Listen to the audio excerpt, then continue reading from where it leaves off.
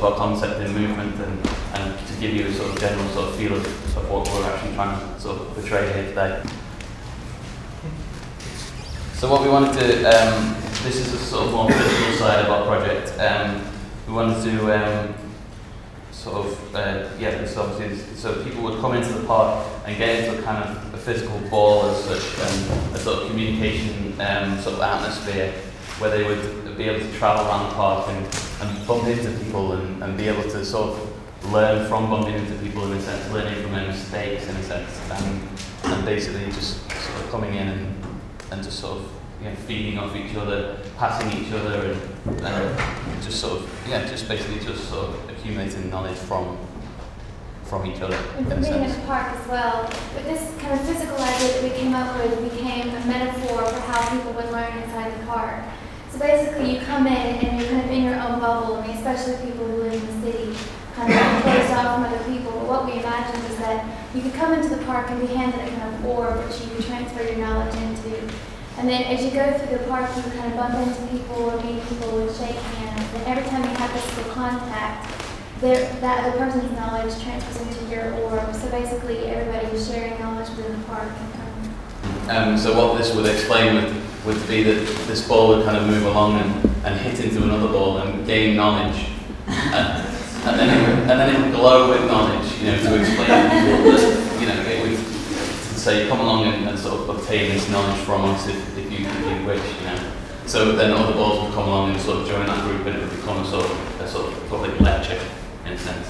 So kind of using our metaphor for that, what we were thinking is if you were in the park and you knew something about a subject that you really wanted to share with other people, or if you wanted to learn something as well, you could kind of advertise it through your orb so it would glow and send messages to other people, and then other people in turn would be attracted to that, and they would know where the meaning was because of the orb. On a sort of different level of extending the boundaries of the park, we wanted to make these, you know, so there would be no boundaries, so the balls would escape from the park and become sort of, the whole city would become a whole sort of university of knowledge in a sense, and the grass would be extended and the balls would come out of the park, and basically the whole city would become this whole vat of learning and sort of knowledge, really.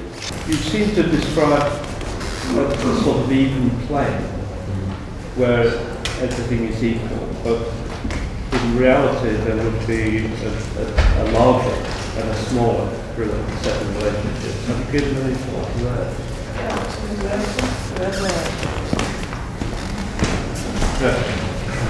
And what do you mean in a way of sort of certain well, for me to talk to you about something, we don't need all this gubbin, you know, we can just talk.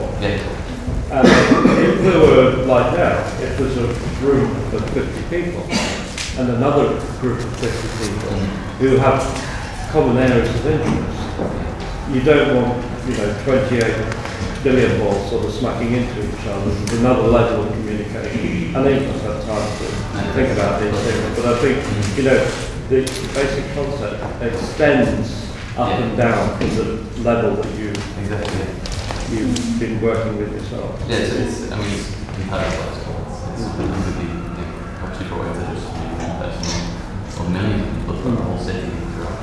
I think it's interesting that you represent other art territories where, you know, it's interesting that art is still about stuff and things and identifiers. And if I project myself back to the sort of the days of Archigram, what if we had been told at that time that you can have, you know, we used to talk about the university being a phone booth or something, and it doesn't have to be in a phone booth, it can be in a phone. And now we all carry stuff this small around in our pockets, and any minute it's going to be in the earlobe. But you still want there to be a signifier, a ball, which is very much in the, I think, the fundamental dilemma, actually. It's a fascinating one, which is that we've got to the point where it can almost be a nothing. We don't even know what's inside that. But, and so conceptually, it's reached an almost infinite point towards which Archigram would have, I think, enjoyed. But we all want signifiers. So you go into a supermarket and you get a packet which has a chicken leg on it, because, or whatever it might be, because in no way can you tell what's inside it.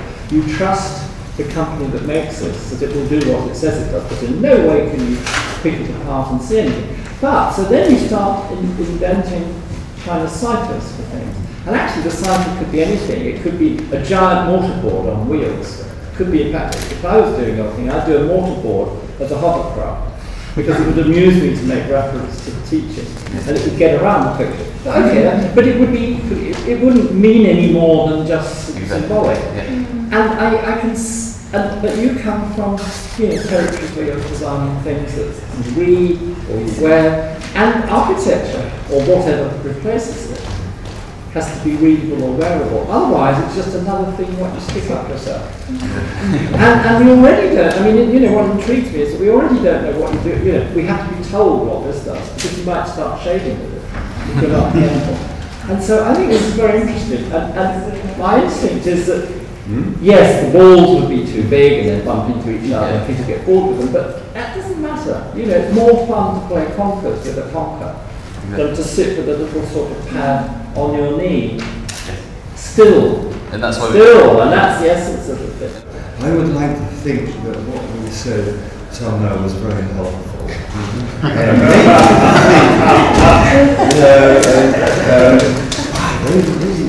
When you get together after, it really makes sense. Yeah, that makes us see the problem in a new light. But actually, I have to say, I don't see much difference between what we saw yesterday and what's now. It seems like filling out. It's like a fattening up with the same idea. So, how would you rate the review you got in terms of making you see it in a new way?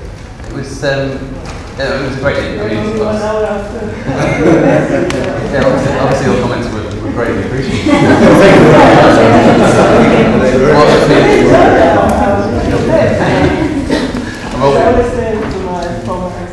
Well, we were told as well we had two set with the extending of the park and the sort of ball side of things. There was a physical and a metaphorical side of things, and to bring those two together was a bit of an accomplishment overnight for us, we thought, and we got a lot of that advice to do that.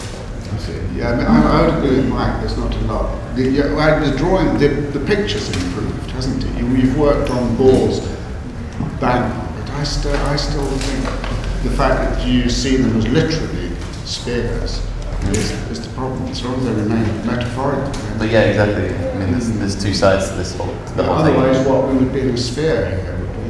Is that exactly what you dream of? But yeah, there is definitely two sides to this whole project.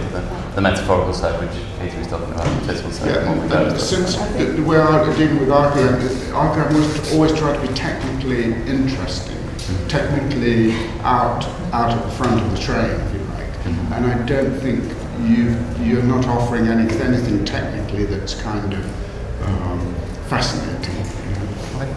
Whereas you